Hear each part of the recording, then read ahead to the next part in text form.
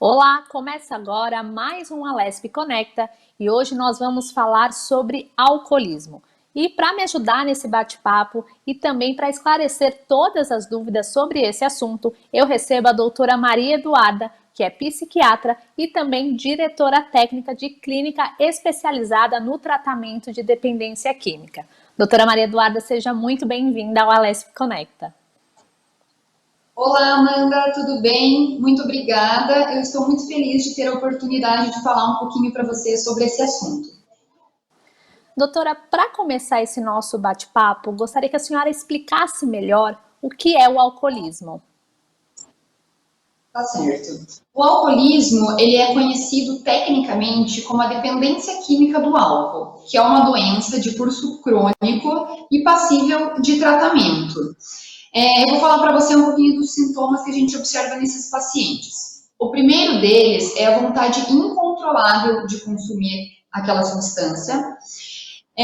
A gente também observa que o paciente, quando ele começa a ingerir o álcool, ele não tem o autocontrole para cessar o uso, tá? A gente também vê que na vigência no período que ele não está intoxicado, ele apresenta alguns sintomas físicos e psíquicos em decorrência da ausência da substância no organismo.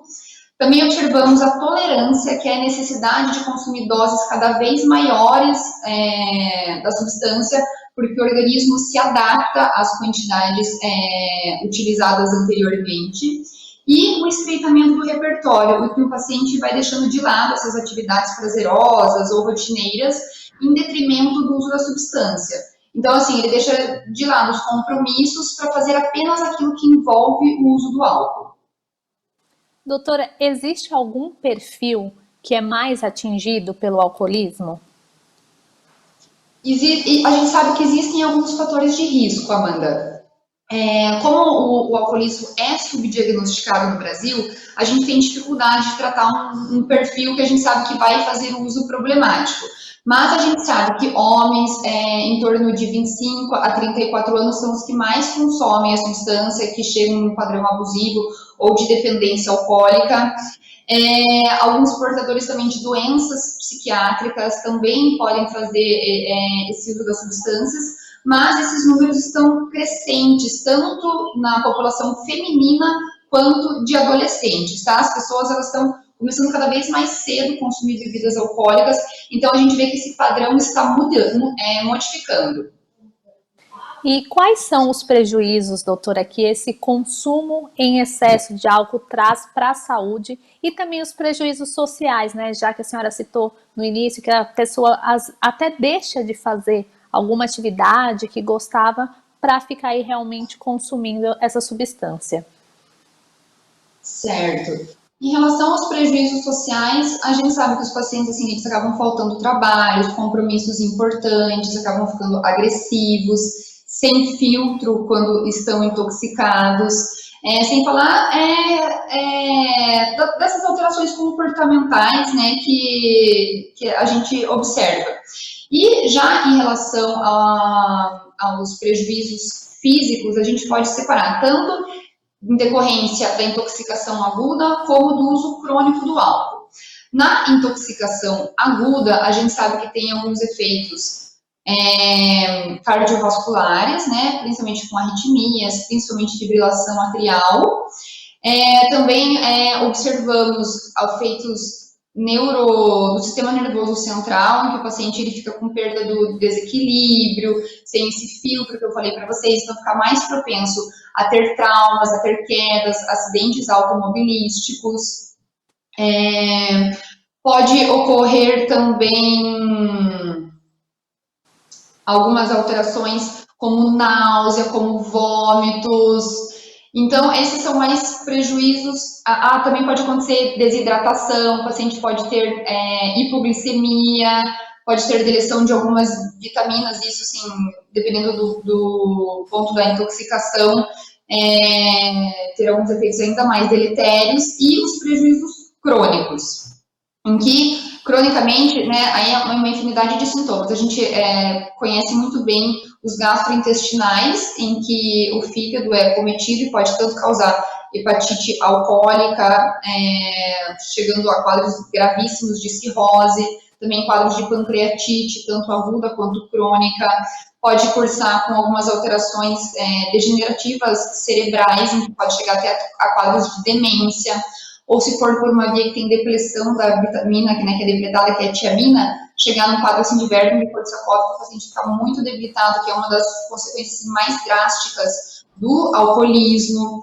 Também impactos cardiovasculares, como hipertensão, arritmias, cardiomiopatias. Também no sistema renal pode causar essas alterações, sem falar da desnutrição, ao prejuízo da imunidade, então, com a diminuição de algumas células de defesa, também por uma alteração na permeabilidade intestinal, o paciente fica mais suscetível a qualquer outra infecção. Doutora, quando a gente fala de alcoolismo, para algumas pessoas a bebida alcoólica está sempre ali, muito perto, às vezes pode até fazer parte da rotina. Quais são os sinais que servem de alerta para que a pessoa possa reconhecer que esse consumo do álcool está passando do limite, que já pode trazer um risco, já pode até ser ali um sinal de alerta para o alcoolismo? Tá certo. Existe uma linha tênue, né, Amanda, entre o uso recreativo da substância, quem consegue fazer isso de uma forma bem controlada, apenas em eventos sociais em baixa quantidade, para o uso problemático. Então, a gente tem na psiquiatria alguns sinais que a gente chama de red flags, que são alguns sintomas sinalizadores desse uso problemático. Isso serve para qualquer substância psicoativa. Mas, falando aqui do alcoolismo para vocês, o que a gente observa são algum distúrbio do sono, ou assim, um sono entrecortado, ou uma insônia inicial, intermediária, sonolência diurna, ou um humor instável, a hora que a pessoa está bem, a hora ela está mais irritada, está mais eufórica, alguns sintomas de depressão, de ansiedade, disfunção sexual também está atrelado a isso, algumas alterações de frequência cardíaca, de pressão arterial, algumas faltas tanto no trabalho quanto em compromissos sociais, e basicamente são esses sintomas assim, que se o paciente apresentar, a gente percebe que está passando desse uso recreativo. Doutora, e por ser essa questão de uma substância que está presente, às vezes a pessoa vai numa festa, tem uma bebida alcoólica, ou até numa comemoração em casa, bebida alcoólica está ali presente. O fato de ser algo tão próximo pode, de certa forma, dificultar o diagnóstico, ou até que as pessoas tendam a normalizar quando a pessoa consome muito álcool. Isso pode, de alguma forma, dificultar? Dificulta. O álcool é a substância psicoativa mais utilizada no mundo, então existe essa normalização, as pessoas, como tem tanta gente que tem problemas com álcool também hoje em dia, e é tão disponível, as pessoas têm dificuldade de perceber quando elas estão passando essa barreira que eu havia dito para você. E o que acontece, falando um pouquinho de mecanismo cerebral, Amanda? Quando a pessoa ela consome qualquer substância psicoativa, aqui também falando do álcool, tem uma liberação muito grande de dopamina no nosso sistema de recompensa, que fica no nosso sistema límbico cerebral. E o nosso cérebro acaba se acostumando com essa quantidade de dopamina liberada. Então, quando a gente não consome o álcool, aí que parece que tem alguma coisa errada. O nosso cérebro entende que aí encontra-se um desequilíbrio. Então, a gente também busca a substância nessa tentativa de atingir novamente essa homeostase, tá? E em relação também a algo que é interessante falar para você, é que com o tempo, essa associação tanto dos ambientes que propiciam o uso do álcool com a ingesta, isso a gente cria uma memória de adicção. E essa memória é muito difícil de ser extinta, porque a gente associa, então, algumas atividades usuais da vida com o consumo da vida. Só para falar um pouquinho de um ensaio interessante que foi feito com primatas que usavam morfina na presença de alguma música sendo tocada, depois de algum período, quando eles ouviam essa música, eles apresentavam sintomas de abstinência da bebida. né? Da morfina, desculpa. Então, é isso que acontece com as pessoas usuárias de álcool. Quando tá num barzinho, assim, já tem uma liberação de alguns neurotransmissores para que faça uso da bebida. Então, se está comendo né, algum alimento ali que já está acostumado a fazer uso com um vinho, já também ativa um gatilho neuronal que predispõe a pessoa a buscar aquela substância. Por isso que é difícil e tudo isso contribui para a busca da substância. E quais são os fatores de risco para desenvolvimento do alcoolismo? Ter alguém na família que já foi diagnosticado pode acabar tendo uma influência. E uma outra coisa, doutora, para os adolescentes, né, que começam esse consumo de álcool desenfreado muito cedo, isso pode, de certa forma, acabar propiciando o desenvolvimento do alcoolismo? Certo. Amanda, em relação a isso dos jovens, com certeza, o que ocorre? O nosso cérebro, ele não está formado adequadamente ainda na adolescência. Então, a gente tem, assim, falando de uma linguagem para os nossos telespectadores entenderem, a gente tem um sistema cerebral que é responsável pela inibição de comportamentos e outro que é mais excitatório. No jovem, esse sistema ainda está em desequilíbrio, então ele é muito imediatista, ele não consegue deixar de fazer algo porque vai ter um prejuízo futuro, visualizando apenas o prazer imediato, entende? Então ele prefere fazer algo que agora seja legal, interessante e não se importa com com as consequências do futuro. Por isso que eles fazem uso de tantas substâncias psicoativas e isso pode levar ao uso de outras, tá? É por essa desregulação. E em relação a esses fatores de risco que você me perguntou se tinha relação com o que mesmo? Com a questão genética, de repente as pessoas que já têm um familiar com diagnóstico. Tem sim. O componente genético do alcoolismo ele é mais forte do que muitas doenças crônicas, como diabetes, hipertensão. Então, tem sim fatores tanto de risco como protetores do alcoolismo, tá? É interessante isso de proteção, né? Só para exemplificar para você mais ou menos como que ocorre. Alguns genes nossos, eles decodificam enzimas. Então, pegando o nosso fígado. Quando a gente ingere o álcool, ele passa por um metabolismo hepático. Então, o álcool é quebrado, né, em outras substâncias. Então, tem uma enzima, que é a acetaldeído desidrogenase, que ela quebra acetaldeído em ácido acético.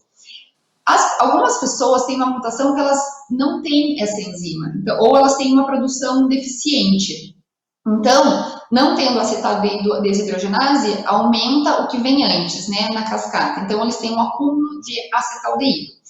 Essa substância no organismo, ela causa náusea, vômitos, rubor facial, dependendo do nível, ela causa, assim, extremo mal-estar e pode causar até coma. Então, são aquelas pessoas que elas passam mal com álcool, então elas têm uma menor chance de desenvolver dependência, tá? Como os da etnia oriental. É por isso que, geralmente, o japonês, quando bebe um pouco mais, fica ruborizado, por causa da ausência dessa enzima. Então, eles têm uma tendência menor a desenvolver em relação às outras etnias. E isso acontece também de outra forma. Quem é um metabolizador muito rápido do álcool, por alterações genéticas que levam à produção excessiva ou menor de algumas enzimas, desenvolve intolerância antes. Isso de desenvolver tolerância são aquelas pessoas que bebem muito, mas os receptores eles não são tão sensíveis à substância. Então, eles vão usando assim, quantidades cada vez maiores do álcool ou alguma outra substância química para atingir aquele nível que eles gostariam, tá? E aí acaba acontecendo um equilíbrio no organismo. E quando não está em uso daquela substância, que a gente acha que tem algum problema. Então, essas pessoas começam a manifestar os sintomas de abstinência, né? Que aí depende muito de uma substância para outra, mas geralmente é o contrário do que aquela substância causa no organismo. Nós estamos falando de álcool, mas eu gostaria também, doutora, que a senhora explicasse se, de repente, aquela pessoa que consome esse álcool em excesso, que está ali, ou é alcoólatra, ou está próximo de ter esse diagnóstico, se isso pode acabar de alguma forma influenciando no consumo de outras substâncias e aí essa pessoa acabar desenvolvendo também a dependência química. Pode sim, Amanda. Isso é muito comum. Uma substância em conjunto com a outra, elas podem mudar assim, a neuroquímica que elas atuam no organismo, por isso que os pacientes, né, geralmente, na maioria das vezes, eles fazem uso de múltiplas substâncias e não apenas de uma. Ou porque uma potencializa o efeito da outra, ou porque atenua. Dando um exemplo para você, é muito comum pacientes dependentes de álcool e cocaína. Essa combinação no organismo gera um produto chamado de coquetileno, tá? Que a distribuição no organismo é bem maior do que dessas substâncias separadamente e o efeito euforizante ou de bem-estar é muito maior. Além de que quando o paciente para de usar a cocaína, ele tem alguns efeitos de abstinência imediata, por isso que muitos faziam uso em binge, né, uso compulsivo, porque logo na sequência eles já começam a apresentar sintomas de abstinência. O álcool atenua esses sintomas, tá? Então, essa combinação é muito clara. E também, por exemplo, o paciente que usa cocaína com maconha, elas podem ser utilizadas juntas, né, que é o mesclado, ou separadamente, porque a maconha, ela diminui os efeitos ansiogênicos da cocaína, né? Quem usa cocaína está com o coração mais acelerado, pode ficar mais ansioso, e a maconha atenua isso. E também por esse período, logo após o uso, em que o paciente fica com essa abstinência e com uma fissura muito grande, a maconha alivia. Então, só para você entender um pouco, essa combinação serve para isso, sabe? Os pacientes percebem o que é melhor de um ponto, o que atenua, o que é mais euforizante, por isso que é mais comum o poliuso de substâncias do que o uso isolado. Gostaria que a senhora explicasse um pouquinho também sobre o tratamento, né? A partir do momento que a pessoa é diagnosticada com o alcoolismo, o que passa a ser feito a partir desse momento para ajudar esse paciente? Certo. O tratamento do alcoolismo ele precisa ser multidisciplinar, né? Não adianta a gente só prescrever uma medicação para essa pessoa, porque muitas vezes é insuficiente, ou só uma psicoterapia com entrevista motivacional também é insuficiente. Então, a gente precisa de psicólogo, de terapeuta ocupacional, de psiquiatra, talvez alguma outra especialidade, porque o paciente já apresentou algum problema físico por causa do álcool. Assistente social também é importante para reestruturar a rede de apoio e para evitar recaídas, tá? Primeiro é feito o diagnóstico do paciente e a gente observa algum padrão de consumo. Se o paciente é mais impulsivo, né, não tem esse autocontrole, ou se ele tem alguma comorbidade psiquiátrica, porque uma coisa potencializa a outra. Ou ele é muito ansioso, por isso que ele tenta relaxar com álcool, ou porque ele tem uma fobia específica ou social, e quando ele faz uso do álcool ele fica mais desinibido. Então, a gente precisa tratar a comorbidade psiquiátrica, visando que ele não precise daquela busca das substâncias. E também tem algumas medicações específicas para o uso do alcoolismo. Algumas, elas têm uma atuação naquelas enzimas que eu te falei. Então, o paciente, ele faz uso do álcool e ele passa mal, tá? E algumas outras, elas bloqueiam alguns receptores opiáceos no nosso organismo. Então, quando a pessoa bebe, ela não sente o prazer que ela sentia anteriormente. Sem falar que tem algumas outras, né, que podem aliviar a ansiedade, se tiver algum quadro comórbido de ansiedade ou algum sintoma depressivo, que a gente sabe que está levando ao maior consumo da bebida, ou é um paciente mais impulsivo, então a gente visa conter essa impulsividade através de medicações, sem falar da reposição de vitaminas, que é fundamental em todos os pacientes, e às vezes a gente precisa prescrever alguma outra classe de medicações para atenuar sintomas de abstinência, né? Porque a gente sabe que muitos pacientes eles nem têm mais o prazer de beber, mas eles acordam com tremores, ansiosos, então eles buscam o álcool mais para aliviar sintomas de abstinência, não tanto pelo prazer que eles têm com a substância. Então existem algumas medicações que também aliviam esses sintomas e podem ajudar no tratamento. Fora isso, a psicologia é fundamental no tratamento para a gente identificação de gatilhos. como eu tinha falado numa outra pergunta, alguns pacientes eles associam o uso da substância com alguns fatores externos.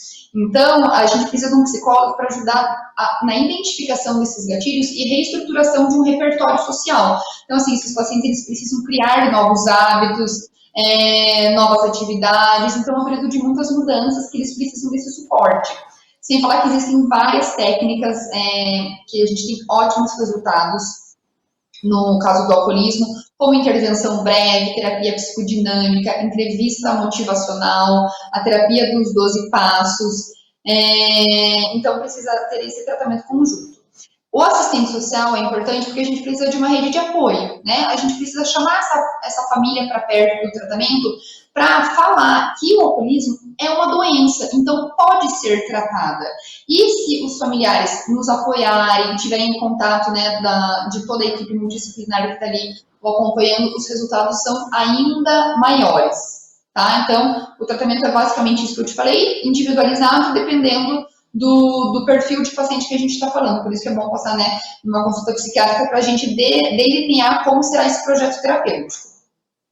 A senhora falou essa questão da rede de apoio e de ter a família por perto. Então, eu gostaria que a senhora explicasse um pouco como que os amigos e a família podem ajudar, e se ainda existe um certo preconceito quando a pessoa ela é diagnosticada, né, quando a gente diz que a pessoa é alcoólatra. Como que esse afastamento dos amigos, da família, pode até atrapalhar na recuperação dessa pessoa? Tá certo, Amanda. Quando a família vê alguém intoxicado, eles têm uma grande dificuldade de enxergar isso como doença, né? Toda doença que mexe no sistema nervoso central, que altera comportamento, a gente sabe que tem um estigma muito grande, porque as pessoas não sabem se é malandragem, se é falta de vontade, né? Então, as pessoas elas têm um preconceito com a psiquiatria por causa disso. Então, o primeiro ponto é defender que a dependência de álcool é uma doença. Então, ela é passível de tratamento, assim como hipertensão, como diabetes, né? Tem que diminuir esse estigma. E tem que oferecer ajuda para a pessoa. Não de forma agressiva, mas sim de uma forma acolhedora. Mostrando para ela que talvez esse uso já tenha passado do uso recreativo, né, já está apresentando alguns prejuízos, mas muitas dessas famílias são codependentes, ou seja, elas sofrem muito com o doente e elas acabam, o tipo de relacionamento que eles têm acaba sendo também algo sintomático da doença. Então, essas pessoas precisam do apoio individualizado, né, para o psicólogo, para o psiquiatra, falar, olha, isso que você está fazendo não está sendo adequado, isso não está ajudando. Os amigos e familiares próximos precisam de apoio psicológico para saber lidar com essas situações, porque eles acabam desestabilizando, sofrendo as consequências do que está acontecendo. Então, o ideal é oferecer o tratamento, né? Falar, ó, eu marco com você uma consulta, eu te levo para a gente conversar sobre isso, e não tanto de uma forma impositiva, mas sim mais acolhedora, percebendo o alcoolismo como uma doença. Doutora, o nosso programa está se encaminhando para o fim, mas eu gostaria que a senhora deixasse um recado para o nosso público, seja para a pessoa que de repente está ali exagerando no consumo de álcool, ou para um familiar, um amigo que conhece alguém que está nessa situação, né, para que as pessoas realmente entendam que é uma doença que merece atenção e que precisa de tratamento. Tá certo. Então, o alcoolismo é uma doença grave, incapacitante, que pode levar a diversos prejuízos, tanto na vida social, laboral, tanto em relação a questões físicas. Mas a parte boa é que existem diversos tratamentos para essa patologia hoje em dia. E quanto antes diagnosticada e tratada, mais satisfatórios são os resultados. Tá? Então, a gente dispõe assim, de vários tipos de tratamento, ou ambulatorialmente, ou em hospital dia, ou também em internação. Às vezes é difícil para o paciente ficar abstinente no círculo social, porque a gente precisa fazer toda essa reestruturação. Então, a gente também dispõe de tratamento em regime de internação, mas tem como ter resultados satisfatórios, tem como como ter um bom controle dos sintomas para oferecer uma melhor qualidade de vida, tanto para o paciente quanto para os que estão ao redor, porque o alcoolismo é isso, né? Tanto o paciente como quem está em volta sofre muito. Então, buscando ajuda, a gente tem como ajudá-los a melhorar a qualidade de vida. Doutora Maria Eduarda, muito obrigada pela participação no Alesp Conecta e também por trazer tantos esclarecimentos para o nosso público. Eu que agradeço, Amanda, muito obrigada pelo convite. Eu espero que algumas famílias sejam tocadas por isso e compreendam que é uma doença passível de tratamento. Obrigada. Esse foi o Alesp Conecta de hoje, falando sobre alcoolismo. Muito obrigada pela companhia e até o próximo programa.